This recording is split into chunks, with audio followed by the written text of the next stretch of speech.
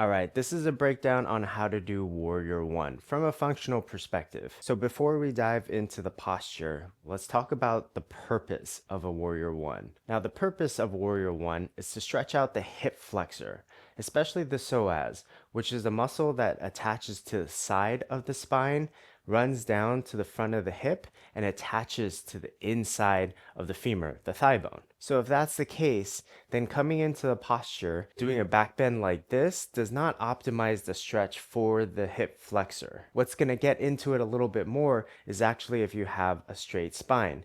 Now the issue with that is as you start to straighten out the spine, there's a lot of tension that builds up here in the hip. So the compensatory action is for the knee to cave in or the inner arch of the back foot to drop down. Since those two things are compensatory actions, which means that it's trying to compensate because you're in too far into the pose, especially when it comes to the hips facing forward, we're going to ease out of it and start from the beginning, start from the base. Now for the feet. You want to take your feet out a little bit shorter than arm's length apart. And your front heel does not need to line up with the back arch.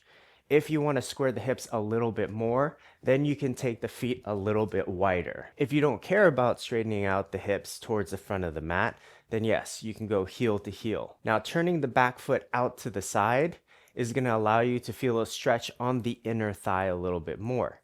If you turn it in and turn the hips forward, then yes, you will feel a stretch in your hip flexor, especially the psoas. So before you start bending into the front knee and trying to go for that 90-degree angle, let's start out by making this isometric instead of passive. If you're pretty new to the practice, a passive stretch is going to feel good because more than likely you're pretty tight. But as you start to develop a deeper and deeper practice, the more you can go a little bit further and the more you can start to dump down into this hip joint, which you don't want because again, the purpose is to stretch out the muscle. So starting from a straight leg position, start off by squeezing the legs in towards each other and you'll notice that the hamstring in the front leg as well as the inner thigh is starting to engage. Keep that engagement and then slowly start to bend into the front knee just a little bit. And then if you want to get deeper into the stretch, then you can start to turn the hips to face forward. Pause when you start to feel a little bit of a stretch. Make sure that you're still engaging the legs together and then bend into the front leg a little bit more. If you want to take the arms up, that's fine. Just again, try not to dip the chest forward and anteriorly tilt the pelvis because that's going to take you out of the stretch.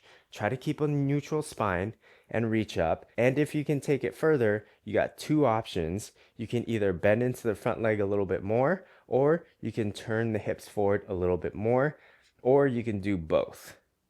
All right, I hope that helps.